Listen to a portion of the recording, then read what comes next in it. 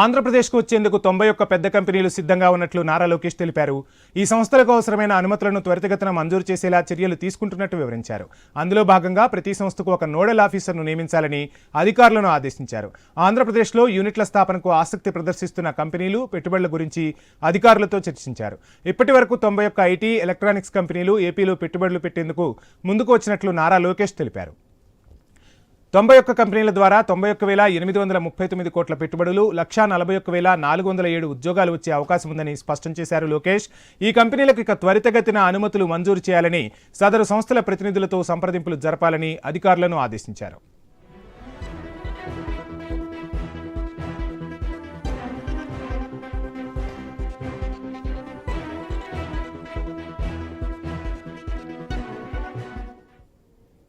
మరోవైపు ఇప్పటికే Google, TCS వంటి సంస్థలు ఆంధ్రప్రదేశ్లో పెట్టుబడులు పెట్టేందుకు ముందుకొచ్చాయి. విశాఖపట్నంలో గూగుల్తో కలిసి ఏపీ సర్కార్ ఆర్టిఫిషియల్ ఇంటెలిజెన్స్ డేటా సెంటర్ ఏర్పాటు చేసేందుకు ఒప్పందం కూడా చేసుకుంది. విశాఖపట్నంలో టీసీఎస్ సెంటర్ ఏర్పాటు చేయనున్నారు. ఇక కర్నూలు జిల్లా ఓర్వకొల్లు ఇండస్ట్రియల్ కారిడార్లో సెమీకండక్టర్ పరిశ్రమలతో సహా వివిధ కంపెనీలు పెట్టుబడులు రానున్నాయి. పశ్చిమ గోదావరి జిల్లాలో ఆక్వాకల్చర్ ప్రాసెసింగ్ ఎగుమతులకు హబ్గా అభివృద్ధి చేసేందుకు ఒక ఆక్వా పార్క్ స్థాపనకు ప్రణాళికలు కూడా రూపొందిస్తున్నారు అధికారులు.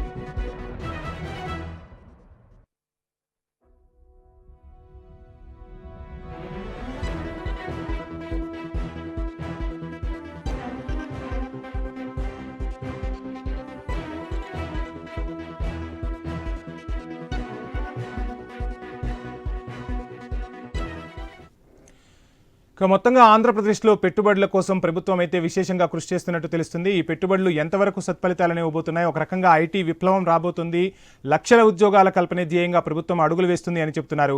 ఇదే అంశానికి సంబంధించి ఐ న్యూస్ ఒక డిబేట్ చేపట్టింది. ఇక డిబేట్లో పాల్గొనేందుకు రేగడి లక్ష్మణరావు గారు, వైసీపీ నేత, అదేవిధంగా సురేంద్ర నాయుడు గారు, టీడీపీ అధికార ప్రతినిధి జాయిన్ అవుతున్నారు. వారిని అడిగి మరిన్ని విషయాలు తెలుసుకునే ప్రయత్నం చేద్దాం.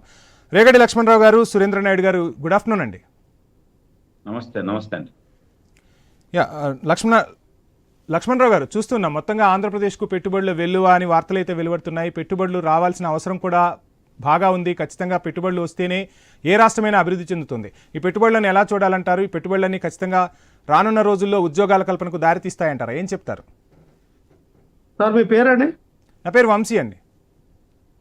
వంశీ గారు, మీకు అలాగే సురేంద్ర నాయుడు గారికి, ఐఎన్ఎస్ వీక్షలకు యాజన హృదయపూర్వక నమస్కారం. పెట్టుబడులు రావాలండి, ఖచ్చితంగా పెట్టుబడులు రావాలి. నిరుద్యోగ యువతకి ఉద్యోగాలు కల్పించాలి.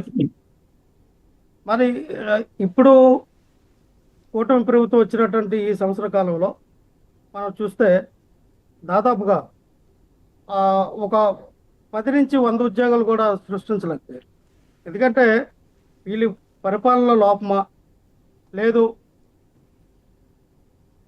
సార్, వాయిస్ వినపడుతుందండి? వినపడుతుందండి, చెప్పండి. ఈ పరిపాలన లోపమా, లేదంటే పెట్టుబడులు పెట్టడానికి ఎవరైనా విదేశం నుంచి కంపెనీలు పెట్టడానికి రావడానికి ఎవరైనా ఆ బిజినెస్ మ్యాగ్నెట్లు ఆలోచిస్తూ ఉన్నారా? ఎందుకని పెట్టట్లేదు ఏంటనేది ఇంతవరకు కూడా సమగ్రమైన ఆలోచన చేయలేదు. సో ఈ రోజున ఏదో మరి ఆ రోజున జగన్మోహన్ రెడ్డి గారితో చేసుకున్నటువంటి ఒప్పందాలు, జగన్మోహన్ రెడ్డి గారు ఉన్నప్పుడు వచ్చినటువంటి కంపెనీలు, జగన్మోహన్ రెడ్డి గారు ఉంటే ఈ టీసీఎస్ కానీ, ఇన్ఫోసిస్ కానీ, లేదంటే ఇప్పుడు ఈ లూలు మాలు కంపెనీ కానీ, ఇవన్నీ కూడా జగన్మోహన్ రెడ్డి గారి ఆయంలో ఉండేటప్పుడు జరిగిన యొక్క ఒప్పందాల ప్రకారంగా వచ్చినటువంటి ఉద్యోగాలు మాత్రమే. సో చంద్రబాబు నాయుడు గారు కొత్తగా ఏ కంపెనీతో ఒప్పందం కుదుర్చుకున్నారు, ఏ కంపెనీతో ఆ ఎన్ని వేల ఉద్యోగాలు ఇస్తామని చెప్పి వీళ్ళు అగ్రిమెంట్ రాయిపించుకున్నారు. ఇంతవరకు కూడా ఎక్కడ కూడా మరి ప్రకటించడం జరగలేదు. ఎందుకంటే టీసీఎస్కి 99 పైసలకే ఎకరా అని చెప్పి 25 ఎకరాలని మరి వైజాగ్ నడుపొట్టిన కేటాయించారంటే ఇంతకన్నా దౌర్భాగ్యం ఏముందండి? ఇంకొక వర్షాన కంపెనీకి వాళ్ళకి ఏకంగా ఉచితానికే అంటే 5,500 కోట్లు విలువ చేసే భూములు కూడా చంద్రబాబు నాయుడు గారు అండ్ కో నారా లోకేష్ గారు, పవన్ కళ్యాణ్ గారు కొట్టేయాలన్న ఆలోచన విధానంతో లక్ష్మీనారాయణ గారు ఒక సెల్ చెప్పండి. లక్ష్మణరావు గారు చూస్తున్నాం ఖచ్చితంగా మీరు చెప్పినట్టు ప్రభుత్వాలు భూములు ఇస్తున్నాయి తక్కువ రేటుకి అంటే ఖచ్చితంగా ఆ భూములు తక్కువకి ఇవ్వటం వల్ల అక్కడ వచ్చే ఉపాధిని చూడాలి, లక్షల కోట్ల పెట్టుబడిని చూడాలి అని చెప్తున్నారు. దీనికేం చెప్తారు సార్? మంచి ప్రశ్న వేశారు సార్. నేను అనేది ఏంటంటే లక్షల కోట్లు పెట్టుబడి పెడతామని అన్నారు. ఇప్పుడు ఆ కంపెనీ టీసీఎస్ అనేది వాళ్ళు ఎప్పుడు కడతారన్నది కూడా గ్యారంటీ ఇవ్వాల. అసలు గవర్నమెంట్ అనేది అమ్మకూడదండి. గవర్నమెంట్ ఎప్పుడు కూడా స్థలాలు అమ్మకూడదు, లీజుకి ఇవ్వాలి. అది 50 సంవత్సరాలకో 100 సంవత్సరాలకో 30 సంవత్సరాలకో లీజుకి ఇవ్వాలి ఆ కంపెనీకి. వాళ్ళకి అమ్మామనుకోండి, ఆడెప్పుడు కడతాడో ఆడు కట్టినంత వరకు మనకి సంబంధం.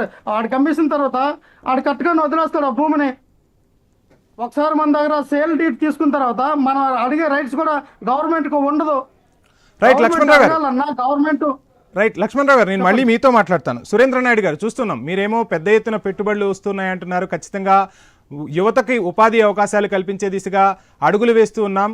ఇక కంపెనీలు పెట్టుబడులు పెట్టాలి అంటే ఖచ్చితంగా భూములు ఇవ్వాల్సిందే. ఆ భూములు ఇస్తేనే కంపెనీలు ఇక్కడికి వస్తాయి. దాని ద్వారా పెద్ద ఎత్తున ఉపాధి వస్తుంది. రేపు రాష్ట్రానికి బాగా ఆదాయం కూడా వస్తుంది. ఐటీ కంపెనీలు రావటం వల్ల ఐటీ ఎగుమతులు ఎక్కువగా చేయగలుగుతామని చెప్తూ ఉన్నారు. సో లక్ష్మణరావు గారి వ్యాఖ్యలను ఎలా చూస్తారు? మీ వర్షన్ ఏంటి? సార్, ముందుగా మీకు, అదేవిధంగా తమ్ముడు లక్ష్మణ్ గారి, అదేవిధంగా ఐన్యూస్ వీక్షిస్తున్న ప్రేక్షకులకు నమస్కారాలు. ఇప్పుడు పచ్చికామర్లు వచ్చిన వాళ్ళకి దేశం అంతా పచ్చగా కనిపిస్తుందంట. ఆ విధంగా మా తమ్ముడు పాపం వైసీపీలో చేరిన తర్వాత అన్ని ఆ విధంగానే కనిపిస్తాయి. పాపం వాళ్ళ పార్టీ వాని వినిపించాలి కాబట్టి. సురేంద్ర గారు ఇక్కడ ఒక లైన్ కి స్టిక్ అవుదాం. ఐ న్యూస్ డిబేట్ చేపట్టింది రాజకీయాలకు సంబంధించి కాదు. ఖచ్చితంగా రాష్ట్రం విడిపోయిన తర్వాత ఆంధ్రప్రదేశ్లో యువతంతా కూడా ఉపాధి వైపు చూస్తూ ఉన్న పరిస్థితులు. ఏ ప్రభుత్వమైనా కానివ్వండి, అది వైసీపీ ప్రభుత్వం కావచ్చు, కూటమి సర్కార్ కావచ్చు. ఇక రాజకీయ విమర్శలు పక్కన పెట్టి అక్కడ యువతకు ఉపాధి కల్పించాలి, ఆ దిశగా ఖచ్చితమైన అడుగులు పడాలని చెప్పి ఐ న్యూస్ ఆశిస్తుంది. నేను రాజకీయ విమర్శలు చేయట్లేదు. ఇద్దరికి కూడా వచ్చిన కంపెనీలు కూడా కనిపించనట్టు వాళ్ళు నటిస్తుంటే దానికి కౌంటర్ ఇస్తున్నా అంతే. ఇప్పుడు నిన్న లేక మొన్న 7వ తేదీ ఇదే తిరుపతిలో శ్రీ సిటీలో ఎల్జీ కంపెనీ ఓపెన్ చేశారు లోకేష్ బాబు గారు. 5,000 కోట్లు 2,000 ఉద్యోగాలు. అంటే ఒక ఎల్జీ కంపెనీలో 5,000 కోట్లతో పెట్టుబడి పెడితే 2,000 ఉద్యోగాలు వస్తున్నాయి. అదేవిధంగా శ్రీ సిటీనే కాదండి, వైజాగ్ కానీ, అదేవిధంగా నరసరావుపేట కానీ, అదేవిధంగా కడప కానీ, కర్నూలు కానీ, ఇలాంటి వాటిల దగ్గర ప్రతి దగ్గర కూడా ఇందాక మా తమ్ముడు ఏదో ఒక మాట చెప్పాడు, వాళ్ళు ఇంకా ప్లాన్ చేసుకోలేదా, కంపెనీలు వీళ్ళు నమ్మి రాలేదా అని. వాస్తవం. ఎందుకంటే గత 5 సంవత్సరాలలో మేము బ్రతిమలాడి తీసుకొచ్చిన కంపెనీలన్నీ కూడా ఈ రాష్ట్రం నుండి వెళ్ళిపోయాయి. ఇప్పుడు మళ్ళా మేము బ్రతిమలాడాల్సి వస్తూ ఉంది. బ్రతిమలాడి వాళ్ళని తీసుకొచ్చి ఈ కంపెనీలు పెట్టిస్తున్నాం. తిరుపతి కూతవేటి తీరంలో ఎయిర్పోర్ట్ ఉంటుంది. ఎయిర్పోర్ట్ దగ్గర మనము ఏదైతే రిలయన్స్ సెటప్ బాక్స్ ఏర్పాటు చేయాలని చెప్పి వాళ్ళకి 50 ఎకరాలు ఒక దగ్గర, ఇంకొక 50 ఎకరాలు ఒక దగ్గర అలాట్ చేశాం. ఇప్పుడు 2018 ఆ ప్రాంతంలో. అదేవిధంగా టీసీఎస్ కు ఒక 35,000 ఎకరాలు హ్యాండ్ ఓవర్ చేశాం. టీసీఎస్ 30 ఎకరాలలో వేగంగా పనులు స్టార్ట్ చేసింది, ఒక రకంగా వచ్చింది. ఈ setup box Reliance company start చేసే లోపల ప్రభుత్వం పోయింది. ప్రభుత్వం పోయే కొందికి వీళ్ళ ధనదాహంతో కంపెనీ వెళ్ళిపోయింది. 1,00,000 ఉద్యోగాలు వచ్చి ఉంటాయి, కంపెనీ వెళ్ళిపోయింది. టీసీఎల్కి మాత్రము మళ్ళా మేము శంకుస్థాపన చేసి అన్ని అయిన తర్వాత మళ్ళా వీళ్ళు వచ్చి మళ్ళా కొత్తగా శంకుస్థాపన చేసి వాళ్ళ ముక్కు డబ్బులు ఏదేదో చేసి ఆ కంపెనీ అయితే స్టార్ట్ అయింది.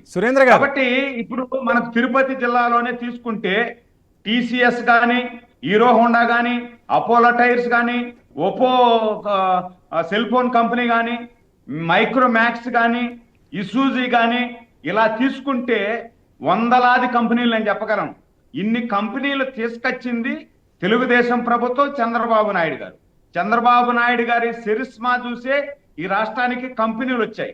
ఈ రోజు మళ్ళీ కూడా చంద్రబాబు నాయుడు గారి సిరిస్మాతోనే బిల్ గేట్ లాంటి వాళ్ళు కూడా ఆంధ్రప్రదేశ్లో వాళ్ళ టెక్నికల్ సపోర్ట్ ఇచ్చి ఇక్కడ ఈ ఆంధ్రప్రదేశ్ యువతనంతా కూడా అభివృద్ధి పదంలో నడిపించాలి, ఇక్కడ నిరుద్యోగు అనేవాడు అక్కడ ఉండకూడదు అనే ఉద్దేశంతో దాదాపు మేము ఈ ఐదు సంవత్సరాల కాలంలో స్పాన్ అయితే 2 లక్షల ఉద్యోగాలు ఖచ్చితంగా ఇప్పించాలి.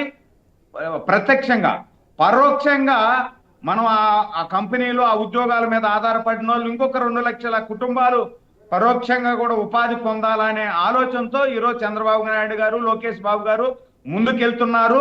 వాళ్ళు భయానికి కూడా ఇప్పుడు వెళ్ళినప్పుడు అంతా కూడా వాళ్ళు ఒకటే అడుగుతున్నారు, సార్ మళ్ళీ ఒకవేళ జగన్ వచ్చినాడు అనుకోండి మా పరిస్థితి ఏంది, మళ్ళా మేము ఈ రాష్ట్రాన్ని వదులుకోవాలంటే మేము పెట్టుబడిదారులు కదా, మేము డబ్బులు పెట్టినప్పుడు మాకు ఆలోచనలు ఉంటాయి కదా అని అంటే, వైసీపీ అనేది గతం, ఇంకా వర్తమానం ఉండదు. మీరు మమ్మల్ని నమ్మి రాండి, ఆంధ్రప్రదేశ్ డెవలప్ అవుతుంది, దాంతోపాటు మీరు కూడా డెవలప్ అవుతారు, మీరు డెవలప్ అయ్యి ఆంధ్రప్రదేశ్ యువతను డెవలప్ చేద్దాం అని చెప్పి వాళ్ళందరినీ కూడా బతిమిలాడి మనం తీసుకొస్తున్నాం. దాదాపు ఇప్పుడు ఈ సంవత్సర కాలంలో 10 ఉద్యోగాలు 5 ఉద్యోగాలు అంటున్నారు మా తమ్ముడికి నేను వాట్సాప్ పంపిస్తాను, నెంబర్ ఉంది నా దగ్గర, వాట్సాప్ పంపిస్తా. ఈ 12 నెలల కాలంలో అంటే 11 అయింది, 12 నెలల్లో పడ్డాం మనం. ఒకే సెకండ్ 12 నెలలు పడ్డాం. ఈ 12 నెలల కాలంలో దాదాపు 5,000 ఉద్యోగాలు మేము కల్పన చేశాం. ఈ 5,000 ఉద్యోగాలు కూడా ఎవరెవరికి ఏంది వాళ్ళ సెల్ ఫోన్ నెంబర్ తో పాటు మీకు అదేవిధంగా తమ్ముడికి ఇద్దరికి పంపిస్తా, చూసుకోవచ్చు. రైట్ సురేంద్ర గారు, ఖచ్చితంగా డిబేట్ లో మనం ఇంకా చాలా అంశాలు చర్చిద్దాం. చర్చించే ముందు ఒక షార్ట్ బ్రేక్ తీసుకుందాం.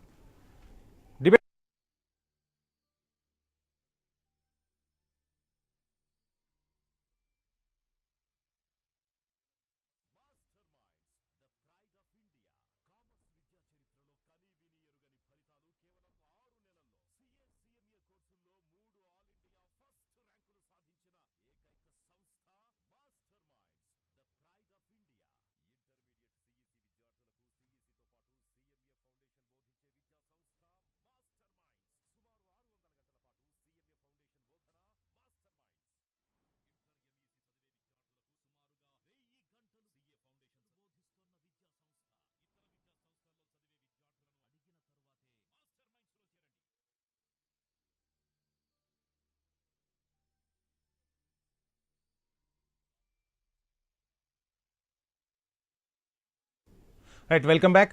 ఇక లక్ష్మణ్ గారు, చూస్తున్నాం మొత్తంగా అయితే ప్రభుత్వం భారీ ఎత్తున పెట్టుబడులు తీసుకొచ్చేందుకు ప్రయత్నాలు చేస్తోంది. మీ వల్లే కొంత పెట్టుబడులు రావటం లేదు, గత ప్రభుత్వం చేసిన తప్పిదాల వల్లే పెట్టుబడులు రావటం లేదని సురేంద్ర గారితో పాటు చాలా మంది కూటమి నేతలు కూడా చెప్తున్నమాట. సో ఏది ఏమైనా ప్రజలందరూ కూడా ఒక తీర్పిచ్చారు, అక్కడ కూటమి సర్కారుకు అధికారం కట్టబెట్టారు.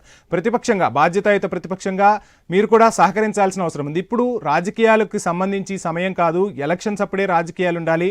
రాష్ట్రం అభివృద్ధి చెందాలంటే అధికార ప్రతిపక్షాలు ఇద్దరూ కలిసి కూడా ముందుకు సాగితేనే ఆ రాష్ట్రం అభివృద్ధి చెందుతుంది.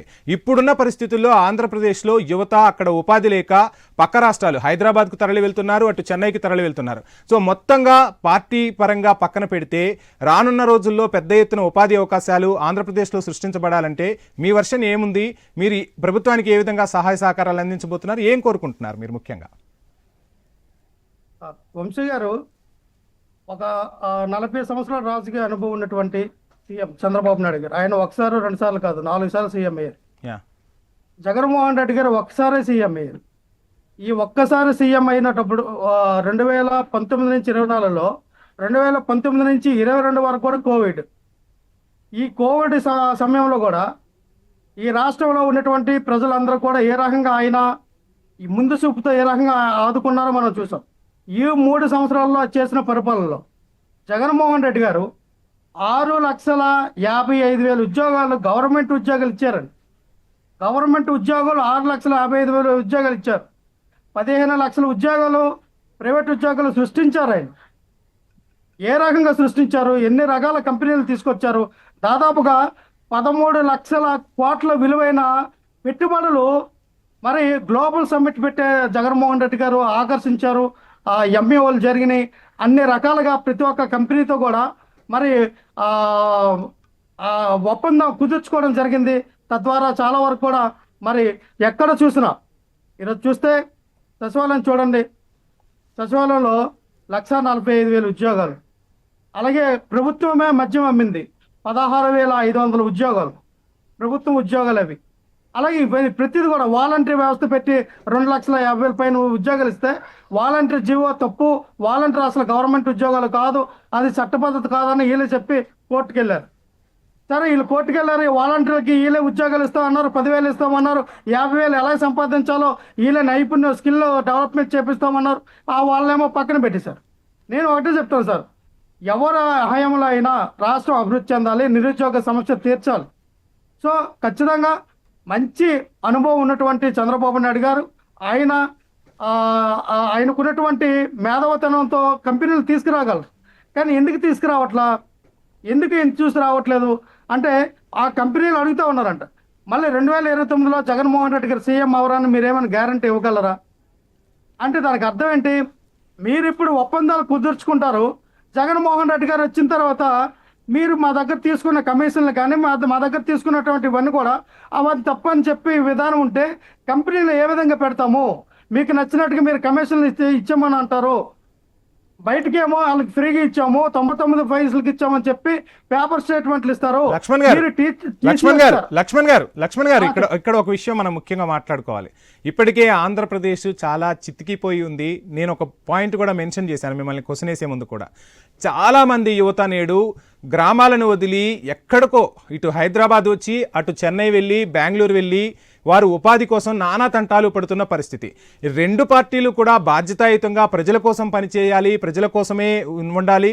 ఇప్పుడు కూడా ఇంకా ఇలానే విమర్శలు చేసుకుంటూ ఉంటే రానున్న రోజుల్లో కంపెనీలు ఇంకొకసారి మొగ్గు చూపే అవకాశం కూడా లేదు. ఖచ్చితంగా ఇటు ప్రతిపక్షంగా అటు అధికార పక్షంగా రెండు పార్టీలు సమన్వయంతో సాగితేనే ఆంధ్రప్రదేశ్ డెవలప్మెంట్ అనేది ఉంటుంది. ఖచ్చితంగా సురేంద్ర గారు చూస్తున్నాం ఈ వ్యాఖ్యలు వినిపిస్తూ ఉన్నాయి. అంటే ఒక ప్రభుత్వం వచ్చిన తర్వాత మరో ప్రభుత్వం రావటం వల్ల అప్పటి వరకు చేసుకున్న ఎంఓయూలు రద్దవుతున్నాయి అనేది పెద్ద ఎత్తున వినిపిస్తున్న ప్రశ్న. ఆంధ్రప్రదేశ్ ప్రజలకు ముఖ్యంగా యువతకు ఒక సమాధానం చెప్పాల్సిన అవసరం ఉంది. వచ్చే కంపెనీలకు కూడా ఒక భరోసా ఇవ్వాల్సిన అవసరం ఉంది. ఎలా చెప్తారు ఈ భరోసా అనేది ఎలా ఇవ్వబోతుంది మీ ప్రభుత్వం? సార్ ముందు మీరు ఒకసారి గమనించండి, ఉమ్మడి ఆంధ్రప్రదేశ్గా ఉండేటప్పుడు చంద్రబాబు నాయుడు గారు 2 సార్లు ముఖ్యమంత్రిగా విదేశాల నుండి ఎంతో మంది ఆ పెట్టుబడిదారులను ఆకర్షించి పెట్టుబడి తీసుకొచ్చిన తర్వాత దాని తర్వాత వచ్చినటువంటి ప్రభుత్వం ఎవరు? దాని తర్వాత రాజశేఖర రెడ్డి గారు వచ్చారు, రోసయ్య గారు వచ్చారు, దాని తర్వాత సురేంద్ర గారు ఇక్కడ ఒక చిన్న సవరణ.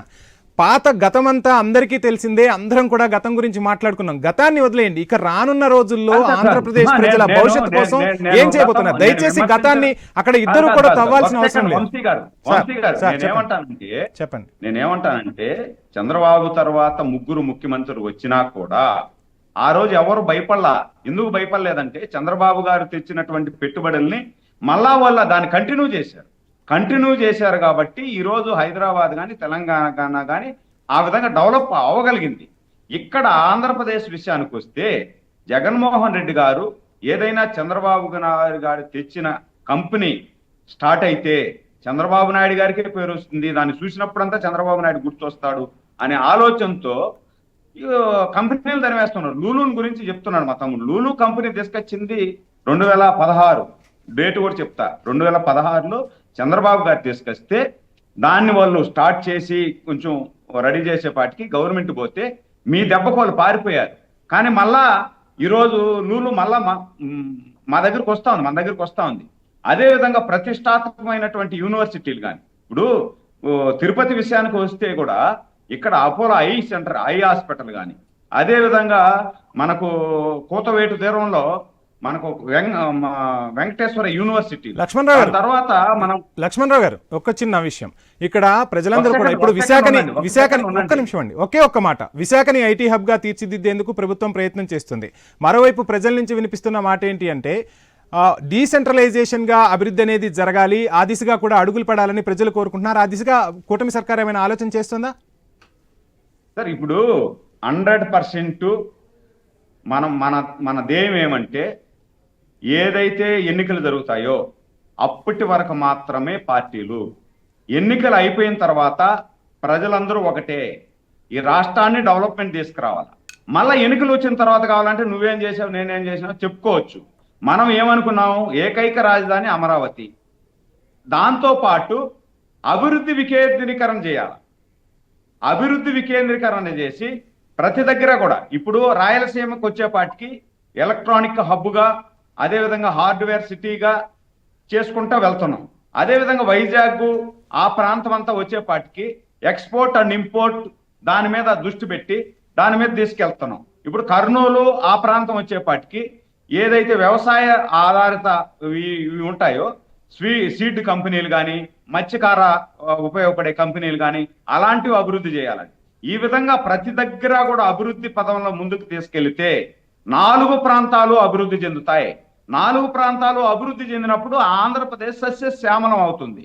దానికోసం ప్రతిపక్ష పాత్రగా మీకు ఒకవేళ ప్రతిపక్ష పాత్ర లేకపోయినా మీరు ఏదైతే ప్రభుత్వం ఉందో ఈ ప్రభుత్వానికి మంచి సూచన ఇవ్వండి. మీరు ఇచ్చిన సూచన కానీ తీసుకోలేదనుకోండి, నేను కూడా వ్యతిరేకిస్తా ప్రభుత్వాన్ని.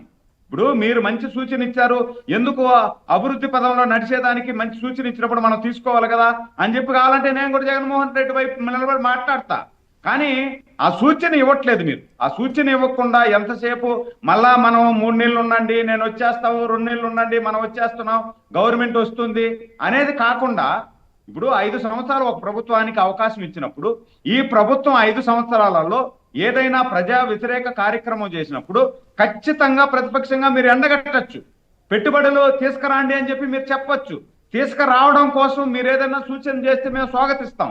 ఈరోజు తిరుపతికి దగ్గరలో సార్, మీకు తెలుసో తెలియదో, తిరుపతికి దగ్గరలో 4 యూనివర్సిటీలు, ప్రతిష్టాత్మకమైనటువంటి 4 యూనివర్సిటీలు, ఐఐటి కానీ, ఐజర్ కానీ, ఐఈఎస్ఆర్ కానీ, పాకశాస్త్ర యూనివర్సిటీలు కానీ, ఇవన్నీ ఒక అక్కడికి వెళ్ళామంటే అదొక ప్రపంచం లాగా తెలుస్తుంది. నేను కావాలంటే మిమ్మల్ని మీరు వస్తే, తమ్ముడు కానీ మీరు కానీ వస్తే నేను తీసుకెళ్తాను నా ఓన్ ఖర్చులు పెట్టి. అక్కడ చూస్తే ఒక అద్భుతమైనటువంటి ఇది ఏర్పడుతుంది. అదేవిధంగా ఇప్పుడు దివంగత నేత రాజశేఖర్ రెడ్డి గారు ఉండేటప్పుడు సిరి సిటీ తీసుకొచ్చారు, మంచి కంపెనీ తీసుకొచ్చాడు. సిరి సిటీ మంచి ఫౌండేషన్ వేశాడు. ఈ రోజు ఆ సిరి సిటీలో మళ్ళీ చంద్రబాబు నాయుడు గారు వచ్చిన తర్వాత ఒక 100 కంపెనీలు వచ్చాయి. ఈ రోజు లోకేష్ బాబు దాదాపు ఈ 7-8 నెలల్లో 6 కంపెనీలు ఆడ స్టార్ట్ అయ్యాయి. జగన్మోహన్ రెడ్డి గారు 5 సంవత్సరాలలో ఒక కంపెనీ స్టార్ట్ చేశారా? మీ తండ్రి గారు తెచ్చిందే కదా అక్కడ. మరి ఎందుకు చేయలేకపోయారు? అది కదా కావాల్సింది. హీరో హోండా 4 రాష్ట్రాలు పోటీ పడ్డాయండి, మీకు తెలుసో తెలియదు. హీరో హోండా కోసం 4 రాష్ట్రాలు పోటీ పడ్డాయి. నా రాష్ట్రానికి రావాలా, నా రాష్ట్రానికి రావాలని వాళ్ళందరినీ కూడా ఒప్పించి మెప్పించి ఈరోజు సిరి సిటీకి తీసుకొచ్చారు హీరో హోండా. అపోలో టైర్స్ కూడా సేమ్ అదే విధంగా. అపోలో టైర్స్ కానీ, ఇసూజీ కంపెనీ కానీ, ఇట్లా తీసుకొచ్చినటువంటి కంపెనీలన్నీ కూడా ఈ రోజు అభివృద్ధి పథంలో ముందుకు వెళ్తున్నాయి. మా ధ్యేయం ఒకటే అండి, వైసీపీ వాళ్ళు ఎన్ని విమర్శలు చేసినా, ఎన్ని అభాండాలు వేసినా మనమైతే పట్టించుకోదలుచుకోలేదు. మాకు ప్రజలు మా మీద నమ్మకంతో 164 సీట్లు ఇచ్చారు. ఈ 164 సీట్లు మా మీద పెట్టినటువంటి నమ్మకాన్ని ఒమ్ము చేయకుండా ఈ 5 సంవత్సరాల స్పాన్ లో దాదాపు 5 లక్షల కోట్ల రూపాయలు పెట్టుబడులు తీసుకొచ్చి ఈ రాష్ట్రంలో నిరుద్యోగము యువత అనే వాళ్ళు ఎవరు ఉండకుండా ఇతర రాష్ట్రాల్లో వాళ్ళు కూడా ఆంధ్రప్రదేశ్ లో వచ్చి ఉద్యోగం చేయాలా, ఇక్కడ అభివృద్ధి చెందాలా అనే విధంగా వాళ్ళు కూడా ఇక్కడికి రావాలా అనే ఉద్దేశంతో మనం ప్లాట్ఫారం ఏర్పాటు చేస్తున్నాం. ఆ ప్లాట్ఫారాన్ని ఈ 5 సంవత్సరాలు కంప్లీట్ చేసి అభివృద్ధి పదంలో అద్భుతంగా ముందుకు తీసుకెళ్తాం. దీనిలో నో డౌట్. ఎన్ని విమర్శలు చేసినా దాన్ని అయితే పట్టించుకోదలుచుకోవాలి. రైట్ లక్ష్మణ్ గారు, చూస్తున్నాం అంటే ఖచ్చితంగా ప్రజల కోసం కంపెనీలను తీసుకొస్తాం, ప్రజల సంక్షేమం కోసం మేము కంపెనీలు తీసుకొస్తాం, యువతకు ఉపాధి కల్పిస్తాం, బయటి రాష్ట్రాలకు వెళ్లకుండా ఇక్కడే యువతకు ఉపాధి కల్పించేలా మేము పకడ్బందీ చర్యలు తీసుకుంటున్నామని చెప్తున్నారు. మీరు అంటే ఒక ప్రతిపక్షంలో ఉన్నారు, మీరు కూడా ఇంతకుముందు అధికార పక్షంగా ప్రజల బాగోగుల కోసం పనిచేశారు. సో అక్కడ రాజశేఖర్ రెడ్డి తీసుకొచ్చిన శ్రీ సిటీలో కూడా మేము వర్క్ చేశామని చెప్తున్నారు. రానున్న రోజుల్లో ప్రభుత్వాలు ఎవరు వస్తారు అనేది ప్రజలే నిర్ణయిస్తారు. ఖచ్చితంగా ఎలక్షన్స్ అనేవి వస్తాయి. 5 ఏళ్ల తర్వాత ఎలక్షన్స్ వచ్చినప్పుడు ప్రజలు ఎటు మొగ్గు చూపితే అటే ఆ పార్టీ అధికారం చేపడుతుంది. ఇక అంటే కంపెనీలు అనేది పరంపర కొనసాగుతూ ఉండాలి. ఆంధ్రప్రదేశ్పై ఉన్న ఒక ముద్రను తొలగించుకోవాల్సిన బాధ్యత ఇటు అధికార పక్షం మీద అటు ప్రతిపక్షం మీద ఉంది. ఈ ముద్రను తొలగించేందుకు వైసీపీ ఏం చేయబోతుంది ఈసారి?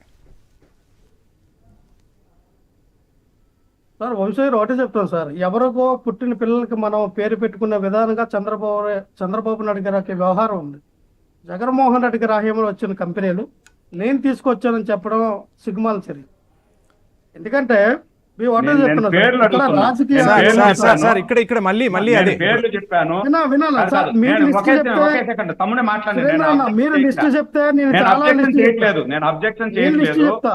నేను 150 ఏ కంపెనీల పేర్లు కంపెనీలు చెప్తా. మేము తీసుకొచ్చాము ఆ కంపెనీలకు మీరు పేరు పెడుతున్నారు అనేది ఒక మాట మీరు చెప్పు. రైట్, మీరు రైట్. 5 పేర్లు చెప్తే నేను 150 కంపెనీ పేర్లు చెప్తా. Right, right. ఏంటంటే ఇక్కడ చెప్పు 5 ఖచ్చితంగా సంవత్సరాలు మీరు ఏ కంపెనీలు తీసుకొచ్చారు, ఎంతమంది చెప్తా, ఉద్యోగాలు ఇచ్చారు, చెప్తాను. వాలంటీర్ 150 ఉద్యోగాలు పక్కన కంపెనీలు పెట్టండి. పేర్లు. వాలంటీర్ ఉద్యోగాలు, మూటలు మోసే ఉద్యోగాలు అందరూ ఇస్తారు. రైట్, లక్ష్మణ్ దాన్ని గారు, పక్కన సురేంద్ర గారు, పెట్టేసి, లక్ష్మణ్ గారు, దాన్ని సురేంద్ర గారు పెట్టేసి ఇద్దరు కూడా, మీరు లక్ష్మణ్ గారు, 5 సురేంద్ర గారు. సంవత్సరాలలో ఎన్ని కంపెనీలు తీసుకొచ్చారు పేర్లతో పాటు చెప్పండి, నేను వింటాను. వంశీ గారు, సార్ మనకు టైం లేదు, మీరు జస్ట్ కంక్లూడ్ చేయండి. ఎస్ లక్ష్మణ్ గారు. ఖచ్చితంగా ప్రతి సంవత్సరం కూడా మనకు తెలిసిందే, ఎవరైతే గ్రాడ్యుయేట్స్ ఎవరైతే ఉన్నారో ప్రతి సంవత్సరం కూడా 5 నుంచి 6 లక్షల మంది రిలీవ్ అవుతూ ఉన్నారు. రైట్, అంటే గతంలో రైట్. లక్ష్మణ్ గారు, మనకు టైం సరిపోలేదు. ఖచ్చితంగా మరలా ఇంకొక అంశాన్ని తీసుకుందాం ఖచ్చితంగా. సో మొత్తంగా ఆంధ్రప్రదేశ్లో యువత అయితే ఉద్యోగ ఉపాధి అవకాశాల కోసం ఎదురు చూస్తున్నారు. అధికార పక్షము ప్రతిపక్షము ఇద్దరు ఒకరికొకరు సహకరించుకొని బాధ్యతాయుతంగా రానున్న రోజుల్లో అక్కడ ఉపాధి అవకాశాల కోసం కృషి చేయాలని ఐ న్యూస్ కూడా మనస్ఫూర్తిగా కోరుకుంటుంది. ఇది వాళ్ళ స్పెషల్ డిబేట్. చూస్తూనే ఉండండి ఐ న్యూస్. Stay tune.